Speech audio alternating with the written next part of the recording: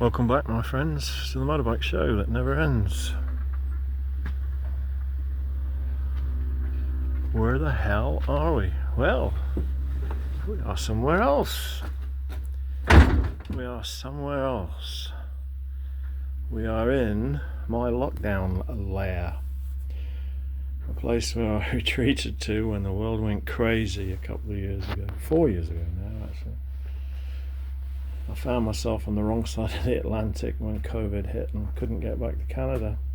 So I built this bike shed in deepest, darkest rural England. Let me put some more light on here. Yes, built the shed. It's approximately 24 by 10 and kept myself busy by rebuilding some bikes that I bought locally, I guess. Rebuilt them from the ground up, stripped them all down, and did a 100% rebuild and everything. Not a restoration. I'm not really a restoration guy. Restoration means to return it to as new condition. These bikes are all in good working condition, like they would be if they had been maintained and used all their working lives, which they weren't. They were abandoned at some stage or other, so I've given them new life. Now, what I want to talk about today is Scramblers. Scramblers are one of those modern marketing phenomenons that are popular today. The other one is bobbers. Now, bobbers don't float my boat at all, but scramblers do. I like the styling of them. One could argue about the practicality of them, but the modern scrambler is mainly for ripping around town and looking the part. The old scramblers were actually competition bikes that raced across country. It later became called motocross. But in the 1950s it was converted to road bikes, and what they would do is they would take a bike somewhat similar to this one, obviously not this bike, but an earlier model bike, and they would put a 21-inch front wheel on with a knobbly tyre, alloy mudguards, knobby on the back, different seat, maybe a small tank, get rid of the lights, and away you go. And everybody was on the same bike, and it was all good fun. But gradually, as things do in competition, got more intense. The Swedes especially were good at building specials, and then in the early 1960s bikes like this Rickman emerged. And I think it's relevant to the appeal of the Scrambler, if you wish, that this bike, which first appeared on the scene in 1962, 62 years ago, should be as well regarded and as desirable as a modern bike, and in my mind even more desirable. But anyway,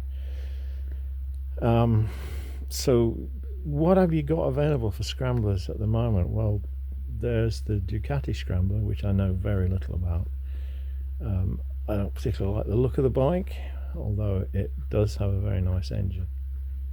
We've got the two Triumph Scramblers, the 900, which I've ridden, and I very much like that bike. The 1200, which I haven't. It's a little too tall for me. It's a little too extreme.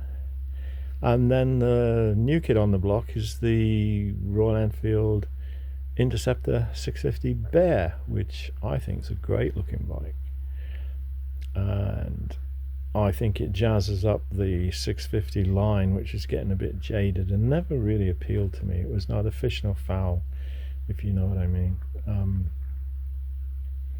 not saying they're not good bikes, and I'm not saying that if you own one, you should think any less of it. I mean, if you like that, that is incredible. That's fantastic. You should always ride the bike that you like, unless it's Chinese, of course. But anyway, that's just me. So Scramblers. Okay. So why didn't I just go and buy a new Scrambler? Why did I build this bike? I built this bike from scratch. Well, I'd always admired Rickman bikes. I'd always thought they looked incredibly good, incredibly cool, and well ahead of their time. The Rickman brothers were very innovative, and they pioneered the use of lightweight, strong materials. You know, the frames were of a special construction, and they contacted a fiberglass manufacturer who wasn't far away. The people that made Avon fairings made them the fiberglass parts and pieces for the bike. You know, the mud guards, the air cleaner, which is under there, is a fiberglass box, side panel, seat base, rear mud guard, and the originals, the tank, was fiberglass. The reason that this has got an alloy tank is because of the ethanol that's in our petrol, our gasoline these days. So yeah, 62 years later, here we are. We've got a bike that is just as modern and just as relevant as a conventional bike. What are the advantages of an old bike over a new one?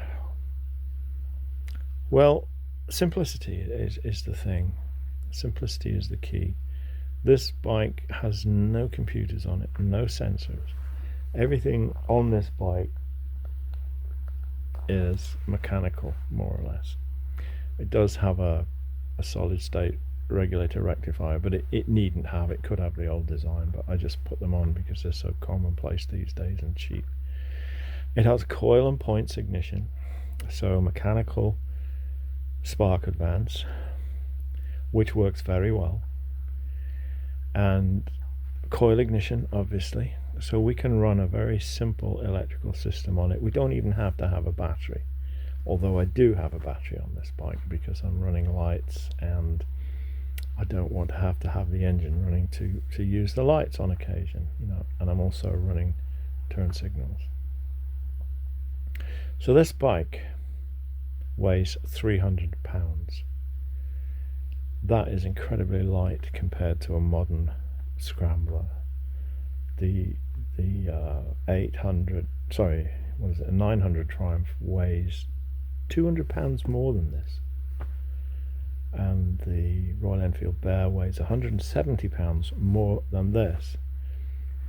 Now, the power output of the Bear and the 650 Triumph that's in this bike is about the same. It's in the high 40s. So which do you think handles and goes better? You don't think you have to be a genius to work that out. Then the 900 Scrambler, yeah, it's a nice bike, but I bet this one could beat it across country and up and down because it's so much lighter, and nipping through traffic is so much easier to handle. So there we are. This, to my mind, is the best Scrambler you can get. So how do you get one? Well, there's two approaches. You can buy the complete bike, or you can buy it in kit form. I bought mine in kit form. It's the easiest way to go about it. You will have to source your engine because there are very few places where you can buy the bike with a Triumph engine. You can get one ready-made for you. In fact, some of them are Steve McQueen replicas, which is a replica of the bike he raced in the United States in the late 60s, but it's very expensive. You can make your own for about a third of the price of that, probably even less.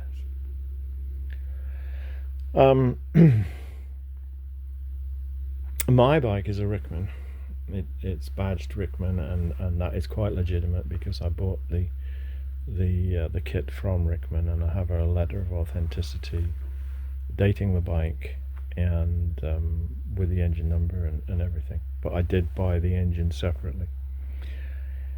You can buy a bike that's almost identical to this from a company called Matisse Motorcycles, and you can buy a kit from a company called Wasp Motorcycles. and there's an individual called John Hand, who used to be the welder for Wasp Motorcycles, and he's also the grandson of the founder of Wasp Motorcycles, and he will construct you a frame of for this bike, or to accommodate any other engine that you wish.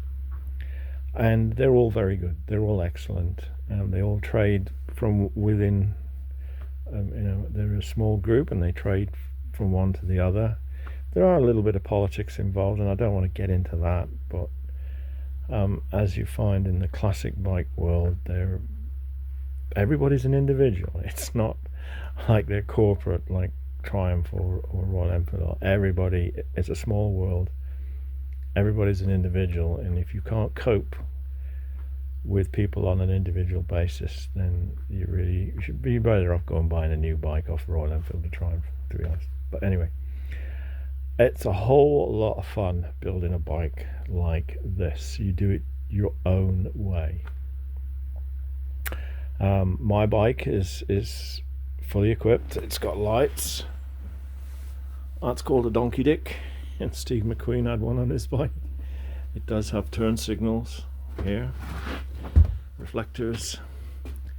It has a speedo, and it has a headlight, plus an LED running light, and that's it. That's really much all you will ever need. In its race form, this bike would not have been silenced. It would have had twin pipes like this, completely unsilenced, and I tried it for a while, but it's just too raughty. So I put these silencers on, which are Triumph Trophy 650s. I'll give you a little look at the bike from the back. It's very, very slim and nimble. The seat height is just about perfect for me. Very slim, almost like a trials bike. You can throw this around. You could ride around the city. You could ride green lanes with it. You can even enter pre-65 motorcycle scrambles events. And the cost, well, you can build this bike for less than the cost of a new Scrambler. Certainly less than the cost of a new Triumph. Probably approaching the cost of a Royal Enfield 650 Bear, depending on how much you want to spend. You will have to buy forks for it. These forks are Beta forks, which are a Spanish copy of the Italian Serianis. Now, if you're going to do predominantly road, you might need a bigger front brake, and I believe people use the Hinckley Triumph front forks and a disc brake. I didn't want to go that route. I wanted to set mine up mainly for green laning and that kind of thing. So you can build a bike cheaply in a few months, say over winter, and you can have yourself a nice bike to ride by spring. So all in all, the very ultimate Scrambler in my mind is the Rickman Matisse. You cannot find a better bike in this genre. So until next time, it's goodbye from him, and Sasha the Guzzy Dog is not here because she's in Canada while I escape the winter for a short period of time. I will talk to you next time. In the meantime, rubber side down, shiny side up. Take care of yourselves, look after one another. Goodbye.